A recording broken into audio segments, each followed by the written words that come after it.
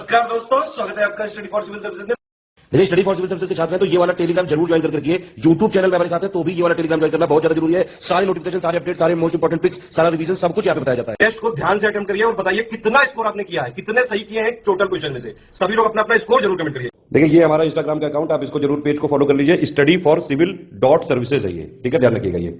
और इसमें देखिए, अगर आप यहाँ देखेंगे हाईलाइट्स में हम लोग यहाँ पे पूरा के पूरे पिक्स एक साथ दे देते हैं जो आप कभी भी देख सकते हैं। बाकी हमारे स्टोरी पे कई सारे हम यहाँ पे डेली डालते रहते हैं। स्टोरी के लिए इस पे क्लिक करेंगे तो डेली की डेली स्टोरी रहेगी। स्टोरी लेकिन जो होती है वो 24 घंटे के लिए होती है, लेकिन हम उसको इसलिए हाईलाइट में कर देते हैं ताकि आप लोग जो है इसमें अगर एक साथ सारी किसी पीडीएफ की पिक्स देखना चाहें तो आप यहाँ देख सकते हैं। नमस्कार, मैं ओम द्विवेदी स्वागत करता हूं आपका स्टडी फॉर सिविल सर्विसेज में, जिसमें आज हम कुछ मिसलेनियस क्वेश्चंस डिस्कस करेंगे।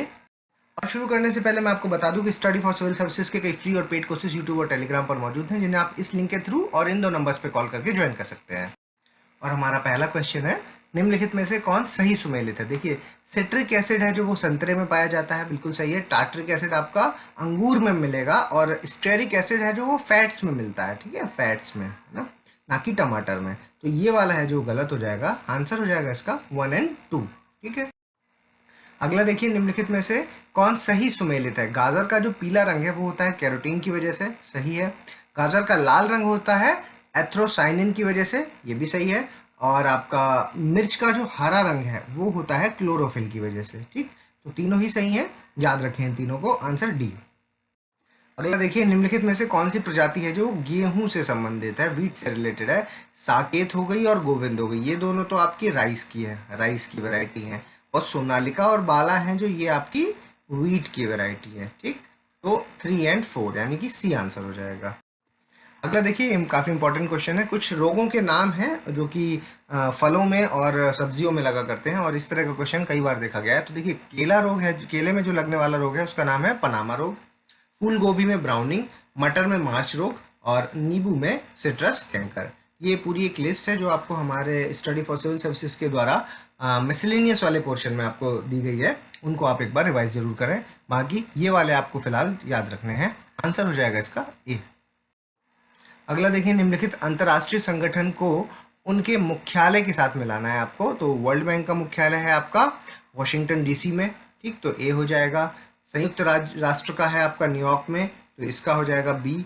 और विश्व स्वास्थ्य संगठन जेनेवा में है इसका हेडक्वार्टर, और बिम्स्टेक का ढाका में हेडक्वार्टर है, ठीक। तो आंसर हो जाएगा ए। अगला देखिए, निम्नलिखित में से कौन आसियान का सदस्य है। तो देखिए, आसियान शब्द जब भी आ जाए तो आपको याद रखना है कि भारत उसका मेंबर नहीं है, है ना, सबसे मोस्ट इंपॉर्टेंट चीज। अब उसके बाद आप लगाइए, तो देखिए 10 हैं टोटल आसियान के मेंबर, भारत नहीं है। तो संस्थापक मेंबर्स की अगर बात करें तो उनको ये भी क्वेश्चन आ सकता है, क्योंकि तो संस्थापक कौन थे आपके, इंडोनेशिया हो गया, फिलीपींस हो गया, सिंगापुर हो गया, इसके अलावा मलेशिया हो गया, ठीक है, और उसके अलावा थाईलैंड हो गया, ठीक। ये तो आपके हो गए संस्थापक, ठीक। और उसके अलावा बचे हुए कौन से, ब्रुनेई, ठीक है, और लाओस और म्यांमार और वियतनाम और कंबोडिया, ठीक। ये हैं टोटल 10 मेंबर्स हैं इसके। तो ये आपको याद रखना है। आंसर इस क्वेश्चन का हो जाएगा 2, 3 और 4 यानी कि बी आंसर। अगला देखिए, निम्नलिखित में से ओपेक का सदस्य कौन सा है। कॉन्गो हो गया, वेनेजुएला हो गया, यूनाइटेड अरब अमीरात और कतर, ठीक है। तो देखिए, इनमें से आपको याद होना चाहिए कि जो कतर है उसने 1 जनवरी 2019 को ओपेक की सदस्यता को छोड़ दिया, ठीक है। और इसके अलावा इसमें क्या याद रखना है आपको, ओपेक का हेडक्वार्टर है आपका कहाँ पर, वियना में, ऑस्ट्रिया में, ठीक है। वियना जो कि कहाँ है, ऑस्ट्रिया में। और कॉन्गो है जो वो आपका लेटेस्ट 2018 में जुड़ा था कॉन्गो, ठीक है। तो सदस्य टोटल कितने हैं इसके, 15 सदस्य हैं, जिसमें से वेनेजुएला, यूएई और आपका कॉन्गो, ये तीनों इसके सदस्य हैं। तो 1, 2, 3 यानी कि ए आंसर हो जाएगा इसका। निम्नलिखित अंतर्राष्ट्रीय संगठनों में से किसका मुख्यालय वॉशिंगटन डीसी में है। तो देखिए, आईएमएफ का हेडक्वार्टर वॉशिंगटन डीसी में है, वर्ल्ड बैंक का, ट्विन सिस्टर्स बोलते हैं इनको, ठीक है। तो इनका कहाँ है, वॉशिंगटन डीसी में। इसके अलावा आपका आईसीसी है जो इंटरनेशनल क्रिमिनल कोर्ट है, जो इसका हेडक्वार्टर कहाँ है, हेग, नीदरलैंड में, ठीक है, हेग नीदरलैंड में। और न्यू डेवलपमेंट बैंक है जो उसका हेडक्वार्टर आपका शंघाई में, ठीक, शंघाई जो कि चाइना में है। तो आंसर हो जाएगा इसका 1 और 2 यानी कि ए आंसर। अगला देखिए, निम्नलिखित प्रमुख अनुसंधान संस्थान में से कौन अपने मुख्यालय के साथ सही सुमेलित है। उपग्रह नियंत्रण केंद्र है जो वो हासन, जो कि कहाँ है, कर्नाटक में। ठीक, सही है। भारतीय मौसम वेधशाला पुणे में, और केंद्रीय नमक समुद्री रसायन अनुसंधान संस्थान है जो salt marine chemical research institute है जो ये आपका भावनगर में है। ठीक है, तो तीनों ही यहाँ पर सही है, आंसर डी हो जाएगा। अगला देखिए, उत्तर प्रदेश के निम्नलिखित तकनीकी संस्थान है जो टेक्निकल यूनिवर्सिटीज हैं, जो उनमें से आपको बताना है कि कौन सी कहाँ है। तो देखिए, वस्त्र प्रौद्योगिकी संस्थान कहाँ है, वो आपका कानपुर में है। ठीक है, और doctor Ambedkar institute for of technology for handicap, ठीक, ये कहाँ है, कानपुर में है। कॉलेज ऑफ आर्किटेक्ट लखनऊ में है, और बुंदेलखंड अभियांत्रिकी एवं प्रौद्योगिकी संस्थान है जो ये आपका झांसी में है। ठीक, तो चारों ही यहाँ पर सही है, आंसर हो जाएगा डी। अगला देखिए, उत्तर प्रदेश के प्रमुख औद्योगिक या फिर व्यापारिक संस्थान है जो उनमें से कौन सही सुमेल लेते हैं। देखिए, उत्तर प्रदेश वित्त निगम आपका कानपुर में है, उत्तर प्रदेश औद्योगिक सहकारी संघ भी कानपुर में है, और उत्तर प्रदेश लघु उद्योग निगम लिमिटेड है जो स्मॉल इंडस्ट्रीज कॉर्पोरेशन लिमिटेड है जो ये भी कानपुर में है। ठीक है, तो तीनों ही कानपुर से रिलेटेड संस्थान है, आंसर हो जाएगा डी। अगला देखें, उत्तर प्रदेश की जो वन रिपोर्ट है उससे संबंधित कौन सही सुमेल लेता है। तो देखिए, अगर फॉरेस्ट कवर पूछते हैं तो 6.15%, पहले भी कई बार पूछा जा चुका है डेटा। वृक्षावरण यानी ट्री कवर पूछते हैं तो 3.04%, और कार्बन स्टॉक 8.62%। ठीक, तीनों ही डेटा सही है, आंसर डी हो जाएगा। अगला देखिए, निम्नलिखित उत्तर प्रदेश के जिलों को उनके घटते हुए वन क्षेत्रफल के अनुसार आपको लगाना है। तो सबसे ज्यादा वन क्षेत्रफल आपका सोनभद्र में है, उसके बाद आपका लखीमपुर खीरी में, फिर मिर्जापुर में, और फिर पीलीभीत में। ठीक है, तो आंसर है जो वो हो जाएगा 1, 2, 3 एंड 4, यानी कि ए आंसर हो जाएगा। ये सही क्रम में ही लगे हुए हैं सारे। ठीक, अगला देखें, उत्तर प्रदेश के निम्नलिखित जिलों को उनके वन क्षेत्रफल के अनुसार बढ़ते हुए क्रम में लगाना है। तो देखिए, यानी कि यहाँ पर जो सबसे कम जिसमें फॉरेस्ट कवर है वो सबसे ऊपर आ जाएगा। अभी हमने पहले पिछले क्वेश्चन में क्या देखा था, सबसे ज्यादा यूपी में कहाँ है, ज्यादा से कम वाले, और अब है कम से ज्यादा वाले। तो सबसे कम है आपका संत रविदास नगर में फॉरेस्ट कवर, उसके बाद आपका मऊ में, फिर मैनपुरी में, और फिर आपका संत कबीरदास नगर। ठीक, ये सही अरेंज्ड है, आंसर हो जाएगा इसका ए। उत्तर प्रदेश के वनों के वर्गीकरण के अनुसार उनमें से कौन सही सुमेल लेते हैं। देखिए, आरक्षित वन कितने हैं, 72.79%, संरक्षित वन है 6.98%, और वर्गीकृत वन है आपके 20.23%। ठीक, तो ये डेटा आपको तीनों याद रखना है, और आंसर हो जाएगा इसका डी। अगला देखिए, निम्नलिखित कथनों पर विचार करें। देखिए, चैंपियन और सेठ का जो वर्गीकरण है, ठीक है, उस ये जियोलॉजिस्ट हैं, और इनका जो वर्गीकरण है उसके अनुसार उत्तर प्रदेश को 5 प्रकार के वन समूह में बांटा गया है। ठीक, तो ये सही है, और 2019 के वृक्षारोपण सीजन के दौरान उत्तर प्रदेश में 22.5 करोड़ से अधिक पौधे वृक्ष महाकुंभ कार्यक्रम के तहत लगाए गए थे। ठीक है, तो ये डेटा याद रखें, कितने लगाए गए थे, 22.5 करोड़। ठीक, और दोनों ही सही स्टेटमेंट है, आंसर सी। अगला देखिए, निम्नलिखित में से कौन सी ऐसी फसलें हैं जिनमें उत्तर प्रदेश की रैंक क्या है, फर्स्ट रैंक है। कौन सी है, दूध में फर्स्ट है, मशरूम में फर्स्ट है, गन्ना आलू दोनों में, सब में फर्स्ट है। ठीक, तो आंसर हो जाएगा इसका डी। अगला देखिए, निम्नलिखित फसलों में उत्तर प्रदेश का कौन सा जिला प्रथम है। ठीक है, जिले की बात हो रही है, तो केला सबसे ज्यादा कहां पर होता है उत्तर प्रदेश में, गोरखपुर में होता है। लौकी कहाँ होती है, आगरा में। गाजर बुलंदशहर में, और आम आपका लखनऊ में। ठीक, तो लखनऊ के लिए आम फेमस है, आंसर हो जाएगा डी। सारे सही मैच है। अगला देखिए, निम्नलिखित राज्यों को शहद उत्पादन के घटते हुए क्रम में आपको लगाना है। तो देखिए, उत्तर प्रदेश हो गया, वेस्ट बंगाल, पंजाब और बिहार। ठीक है, तो यही इनका क्रम है जिससे घटते हुए सबसे ज्यादा शहद उत्पादन उत्तर प्रदेश में होगा, फिर वेस्ट बंगाल, पंजाब और फिर बिहार में। ठीक, तो यही इसका क्रम है, आंसर ए हो जाएगा। अगला देखिए, निम्नलिखित रेशम उत्पादन यानी कि आपका सिल्क प्रोडक्शन है जो, उसमें से कौन सही सुमेल लेते हैं। देखिए, मूगा रेशम है जो ये आपका असम में होता है ना, टसर सिल्क आपका झारखंड में है, और शहतूत आपका कर्नाटक में है। ठीक है, तो आंसर हो जाएगा इसका डी। अगला देखिए, भारत के निम्नलिखित सिंचाई स्रोतों को घटते हुए क्रम में लगाएं। सबसे ज्यादा ट्यूबवेल से सिंचाई होती है, फिर उसके बाद नहरों से होती है, फिर उसके बाद कुओं से होती है, और फिर उसके बाद टैंक से होती है। ये भारत की बात होती है, हो रही है, याद रखें। आंसर हो जाएगा इसका ए, 1, 2, 3 एंड 4, यही इसका सीक्वेंस है। अगला देखिए, निम्नलिखित अंडा उत्पादन वाले प्रदेशों को घटते हुए क्रम में लगाना है। सबसे ज्यादा अंडे आंध्र प्रदेश में होंगे, फिर उसके बाद तमिलनाडु, फिर उसके बाद तेलंगाना, और फिर लास्ट में वेस्ट बंगाल। ठीक, तो ये इसका क्रम रहेगा, आंसर ए हो जाएगा। अगला देखिए, विश्व में कोयले के उत्पादन के अनुसार निम्नलिखित देशों को घटते हुए क्रम में आपको लगाना है। तो देखिए सबसे ज्यादा कोयला उत्पादन चाइना करता है, फिर भारत और फिर अमेरिका। ठीक है, तो टॉप 3 आपको याद रखने हैं इस तरह के डेटा में। ठीक, तो आंसर यही हो जाएगा सीक्वेंस, आंसर ए। अगला देखिए, विश्व में कोयले के भंडार यानी कि रिजर्व्स की बात हो रही है। ठीक है, रिजर्व्स के अनुसार निम्नलिखित देशों को घटते हुए क्रम में आपको लगाना है। ठीक है, तो डेटा आपको टॉप 3 ही याद रखने हैं, टॉप 3 से क्वेश्चन सॉल्व हो जाता है। ठीक है, तो टॉप 3 की बात करें तो अमेरिका है जो, वो है आपका लगभग 24% रिजर्व्स है, रशिया में 15% हो गया, और ऑस्ट्रेलिया में 14%, और फिर चाइना और भारत। ठीक है, लेकिन भारत का स्थान है कौन सा, 5वां। तो ये अलग से भी पूछा जा सकता है कि कौन सा स्थान है भारत का, 5th। ठीक, तो अगर हम इसको क्रोनोलॉजी से लगाएंगे तो आंसर हो जाएगा इसका ए। अगला देखिए, निम्नलिखित कथनों पर विचार करें। देखिए, कोयले के उत्पादन में भारत में उत्तर प्रदेश का स्थान कौन सा है, 5वां। तो ये हो जाएगा गलत, क्योंकि यूपी का है जो, वो है 8वां स्थान। और कोयले का जो सबसे अधिक उत्पादन, प्रोडक्शन है जो, वो आपका छत्तीसगढ़ में होगा, और रिजर्व्स हैं जो, वो आपके झारखंड में होंगे। ठीक, तो ये वाला सही है। तो पहला गलत, दूसरा सही, यानी कि आंसर बी हो जाएगा इसका।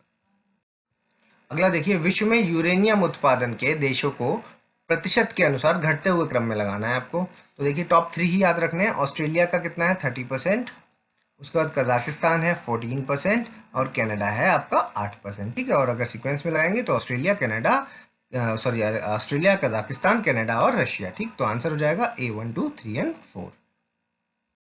अगला देखिए, निम्नलिखित अयस्क और खनिजों को उनके निर्यात यानी कि एक्सपोर्ट के अनुसार आपको घटते क्रम में लगाना है। तो सबसे ज्यादा हीरे का, फिर ग्रेनाइट का, और फिर लौह अयस्क यानी कि आयरन ओर। तो तीनों का सीक्वेंस याद रखें, आंसर ए हो जाएगा।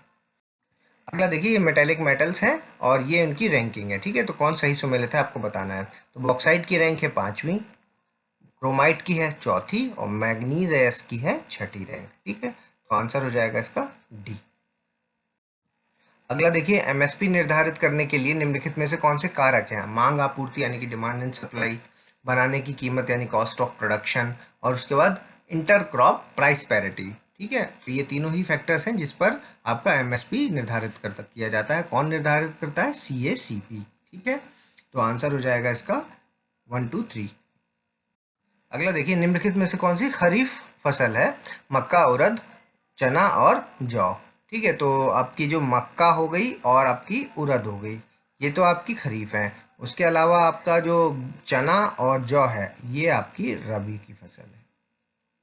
ठीक, तो आंसर हो जाएगा इसका 1 और 2 यानी कि ए आंसर। अगला देखिए, भारतीय खाद्य निगम यानी कि जो फूड कॉरपोरेशन ऑफ इंडिया है, उससे संबंधित कुछ कथन है। तो देखिए, इसकी स्थापना 1964 में FCI अधिनियम के तहत की गई थी। ठीक, तो ये स्टेटमेंट सही है, और ये एक स्टेट्यूटरी बॉडी है, ये भी सही है। और इसका जो मुख्यालय है वो चेन्नई में नहीं, अभी शिफ्ट हो गया, पहले चेन्नई में था, अभी इसका मुख्यालय है जो, वो न्यू दिल्ली में है। ठीक, तो आंसर हो जाएगा इसका 1 और 2 यानी कि ए आंसर। अगला देखिए, निम्नलिखित कथनों पर विचार करें। 16वीं जनगणना, 16वीं नहीं थी ये, 15वीं जनगणना थी। ठीक है, उसमें आपके 2011 में 2001-11 के मध्य में अगर दशकीय वृद्धि दर की बात की जाए व्यक्ति के रूप में, तो कितनी थी, 17.7%। ठीक, तो ये वाला स्टेटमेंट वैसे तो सही है, लेकिन 15th होने की वजह से ये गलत हो जाएगा। ग्रामीण दशकीय वृद्धि दर कितनी है, 12.8%, ये भी गलत। और नगरीय दशकीय वृद्धि कितनी है, 31.8%, ये भी गलत। ठीक, आंसर डी हो जाएगा इसका। अगला देखिए, आपको मिलान करना है। शहरी जनसंख्या 31.1%, शहरी दशकीय वृद्धि 31.8%, शहरी साक्षर जनसंख्या आपकी 81.1%, और 0 से 6 आयु समूह के शहरी जनसंख्या आपकी 11.5%। ठीक, आंसर हो जाएगा इसका ए बी डी सी। अगला देखिए, निम्नलिखित में से कौन सही सुमेलित है। अनुसूचित जाति की कुल जनसंख्या में प्रतिशतता कितनी है, 16.6%। अनुसूचित जनजाति की कुल जनसंख्या प्रतिशतता है 8.6%। और कुल व्यक्ति साक्षरता दर, ठीक है, बहुत ही कॉमन फिगर है, 73%, ना कि 63%। तो थर्ड वाला गलत हो जाएगा, 1 और 2 सही, आंसर ए। अगला देखिए, निम्नलिखित कथनों पर विचार करें। आधुनिक पद्धति एवं व्यवस्थित ढंग से सर्वप्रथम जनगणना 1749 में स्वीडन ने की, सही है। दशकीय जनगणना का कार्य जो था वो 1890 में सबसे पहले अमेरिका ने कराया, ये भी सही है। और ब्रिटिश भारत में पहली बार 1881, ठीक है, 1881 में लॉर्ड रिपन ठीक है, लॉर्ड रिपन के समय में प्रत्येक 10 साल के अंतराल में जनसंख्या का क्रमवार आकलन प्रारंभ हुआ, जो आज भी जारी है। ठीक, तो ये जो है ये तीसरा वाला यहाँ पर गलत हो जाएगा, पहला और दूसरा सही है, आंसर ए हो जाएगा इसका। अगला देखिए, भारत की जनसंख्या है जो 2011 की, उसके अनुसार अगर देखा जाए तो कौन से देश हैं जिनके लगभग बराबर बैठेगी। तो यूएसए को ऐड कर दीजिए, प्लस इंडोनेशिया को कर दीजिए, प्लस ब्राज़ील को कर दीजिए, प्लस पाकिस्तान, बांग्लादेश और जापान, तब मिला करके भारत की जनसंख्या बनती है। तो आंसर हो जाएगा इसका डी।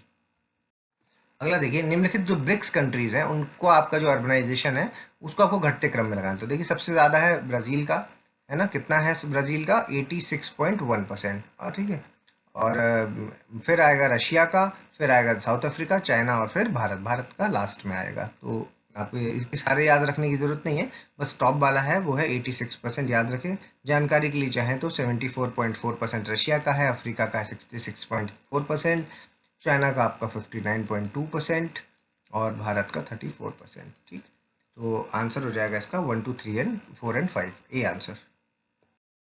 अगला देखिए, निम्नलिखित महाद्वीपों को शहरीकरण के अनुसार घटते हुए क्रम में आपको लगाना है।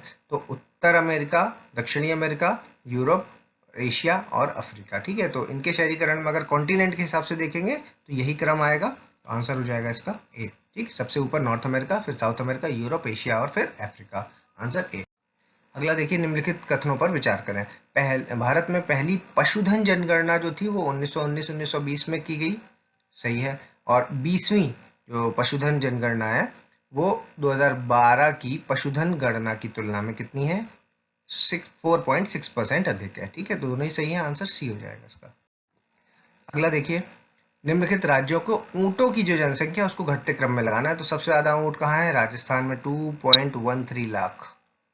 ठीक है, गुजरात में कितने हैं, आपके 0.28 लाख, हरियाणा में है आपके 0.05 लाख, और फिर उत्तर प्रदेश में 0.02 लाख। ठीक, तो आंसर हो जाएगा इसका 1, 2, 3 एंड 4, ए आंसर। अगला देखिए, निम्नलिखित कथनों में से कौन सा सत्य है। देखिए, कुल नवीनीकरण ऊर्जा स्रोतों की स्थापित क्षमता में प्रथम स्थान किसका है, कर्नाटक का, और उत्तर प्रदेश का 9वां स्थान है। सिमिलरली सौर विद्युत की स्थापित क्षमता में कर्नाटक का स्थान प्रथम है और उत्तर प्रदेश का 9वां है। ठीक है, दोनों ही डेटा सही है, दोनों ही स्टेटमेंट सही हो गए, आंसर सी हो जाएगा। बस आपको इतना याद रखना है कि एक बात कर रहा है रिन्यूएबल एनर्जी सोर्सेज की और दूसरा बात कर रहा है सोलर पावर की। ठीक है, लेकिन रैंकिंग दोनों की सेम है, आंसर हो जाएगा सी। अगला देखिए, यहाँ पर टोटल की बात हो रही है, कुल में कौन कौन से हैं, तापीय प्लस नाभिकीय प्लस पनबिजली प्लस नवीनीकरण ऊर्जा स्रोतों के अनुसार आपका राज्यों को आपको घटते क्रम में लगाना है। तो सबसे ऊपर महाराष्ट्र आ जाएगा, फिर गुजरात, फिर तमिलनाडु और फिर उत्तर प्रदेश। ठीक है, तो आंसर हो जाएगा इसका ए, 1, 2, 3 एंड 4। अगला देखिए, निम्नलिखित कथनों पर विचार करें। प्रति व्यक्ति कार्बन डाइऑक्साइड उत्सर्जन कम होने के बावजूद भारत पूरे विश्व में कार्बन डाइऑक्साइड का तीसरा सबसे बड़ा उत्सर्जक है, सही स्टेटमेंट है, और चाइना, अमेरिका और यूरोपीय संघ के बाद भारत पूरे विश्व का चौथा सबसे बड़ा ऊर्जा उपभोक्ता है।